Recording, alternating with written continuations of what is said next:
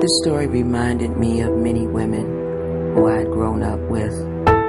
One in particular, a neighbor who used to come to our apartment late at night, running down the hallway, badly beaten, battered, tattered, and torn. And I used to watch my mother get up in the middle of the night to care for her. This also reminded me of a lady who I used to open up the apartment door to see sitting on the steps with a busted head, blood dripping down her forehead. In some cases, depending upon how long ago the beating occurred, sometimes she would come with a busted head, but the blood had crusted up and had dried, and it was black, and we would take her in. She would sometimes come crying. She would sometimes come intoxicated, but every time she came, she was always beaten. This story reminded me of women I grew up with.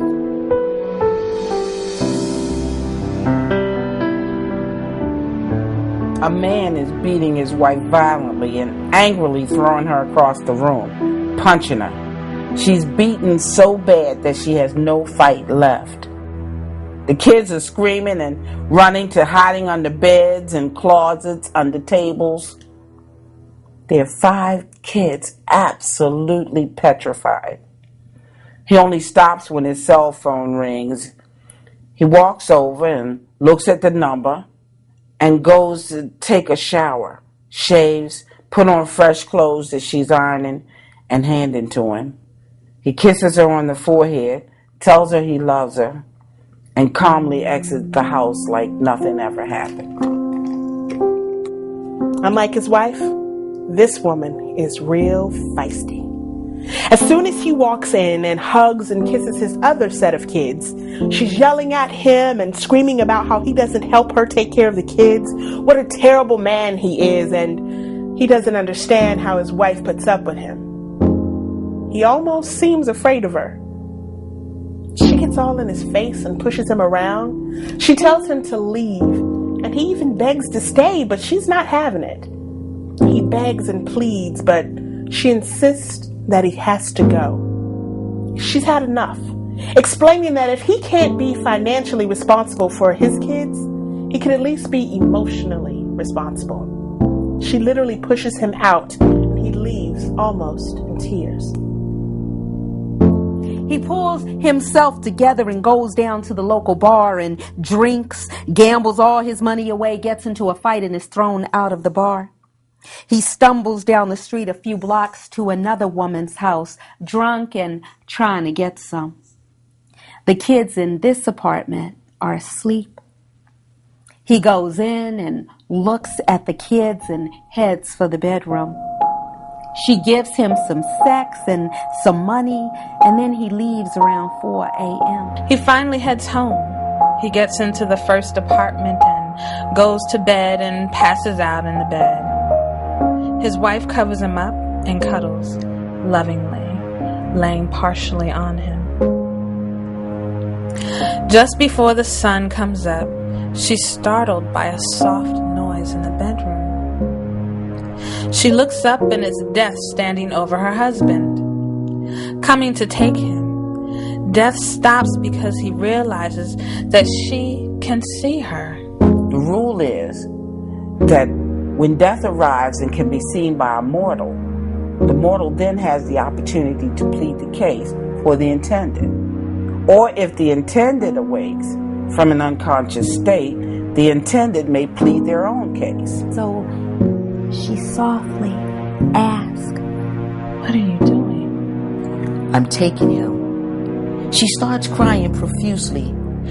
Please, don't, please. You can't take my husband. Death is very surprised. Didn't he kick your butt last night?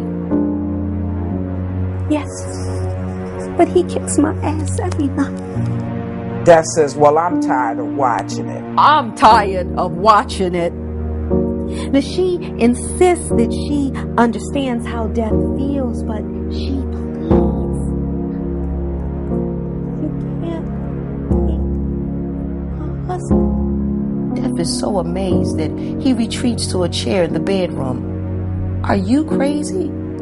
Are you fucking crazy? Are you crazy? Are you fucking crazy? Are you fucking crazy? This man is terrible, not just for you, but for the entire community. He drinks every night, sleeps all day. Has a girl 4 blocks from here that you know has 3 kids by him. Plus, he has 4 with his first baby mama. He doesn't care for or love any of these children. He isn't even supposed to be living here. It's called welfare fraud. He eats with food stamps you get for the kids. I don't even think he knows all their names and birthdays. So you think you know enough about my life to take my husband? Well, you won't leave. He's gonna kill you, and then who will take care of the kids? I'm doing you a favor, and you don't even realize it. She says, a favor would be letting him live. Death says, well, why do you love him so? Why do you love him so? Why do you love him so? Why do you love him so?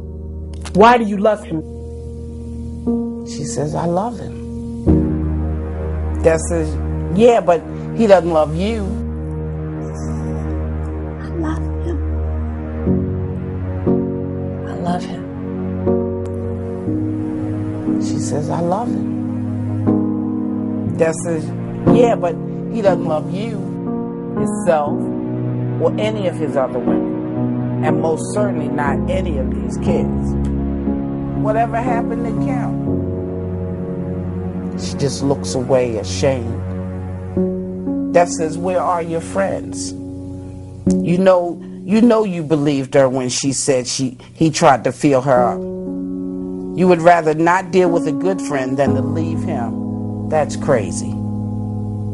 She says, well, my kids need to know their father. They know him all right. They fear him. They know they have brothers and sisters that they can't love because all of them have different mothers who hate each other. So they hate each other. They know daddy kicks mama's ass for sport. He hasn't bought a birthday gift, Christmas gift, or any other kind of gift. So why do you love him so? One understands. I love him with everything I have. He holds my heart in his hands. He used to love me like a woman should be loved, or like no other love I've ever known. My daddy loved my mama from a distance. I never saw him. My kids see their father every day. You don't understand. I'd rather him kill me than see you take him. To kill him is to kill me. She pleads for his life like he's a war hero or father of the year. Death is completely dazed by this and confused by this ridiculous plea. Death in turn pleads his case again. You won't die if he's gone.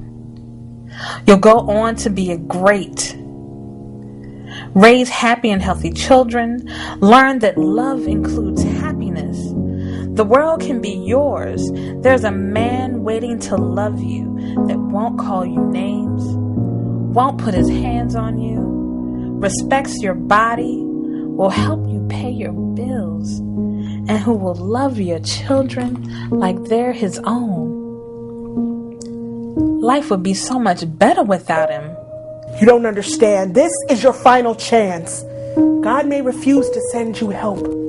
He has sent family, friends, social workers, special interest groups, all to help you. He sent me to take him. You can't help this man. God wants to take him to give him a chance to help himself.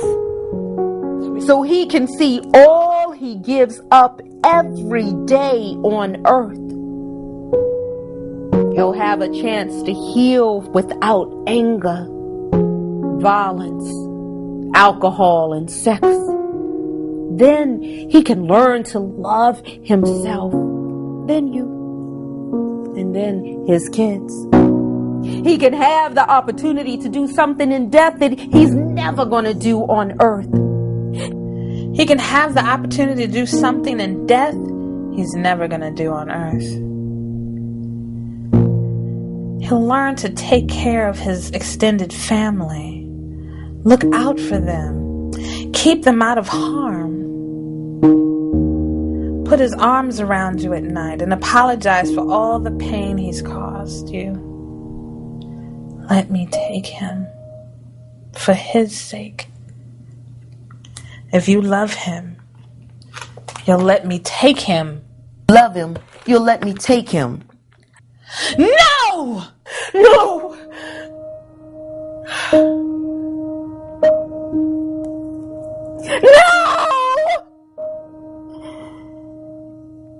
Death said, remember, he doesn't only sleep here. And just as quick as it came, Death vanishes. The loudness of her plea wakes her husband up. He pushes her off of him and calls her a slut. And when she apologizes, he kicks her ass just like the night before.